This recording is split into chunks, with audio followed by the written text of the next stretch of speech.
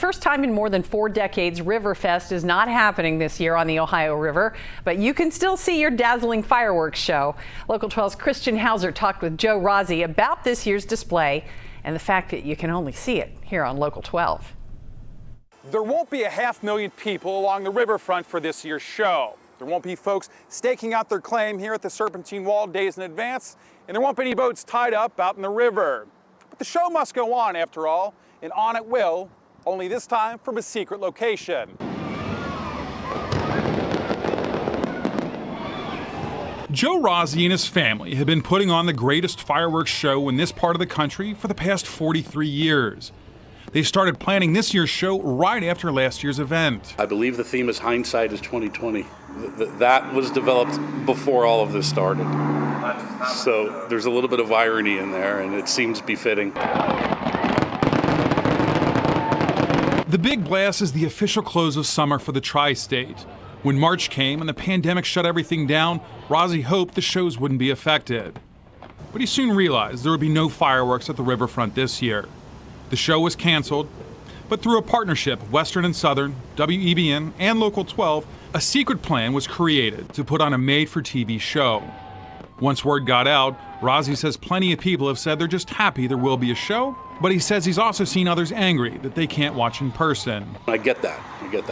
There's that other element that you're going to miss, the pounding in your chest, the smell in the air. But I think it was important enough that enough people wanted to see this tradition continue on and not just be canceled like everything else. While you can't watch arguably the best fireworks show in the country at the riverfront this year, you can watch with your friends and family on TV right here on Local 12. Or you can go to your local bar and support them too. You'll still be able to enjoy a drink because the show will be over by 9:37. They'll still be open and still be able to serve. I've heard some people buying projection TVs, watching, TV in their backyard. That's another good idea.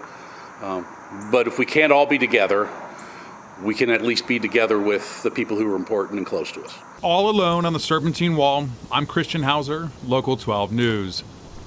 Now tomorrow at 9 here on Good Morning Cincinnati, we'll have the team from WEBN on with us to talk about what's going into picking the soundtrack for this year's show, which I'm sure they've been working on for months. Don't forget, you can watch WEBN Western and Southern Fireworks Sunday at 9 right here on Local 12. You're absolutely right, Sheila. They do work for months on that.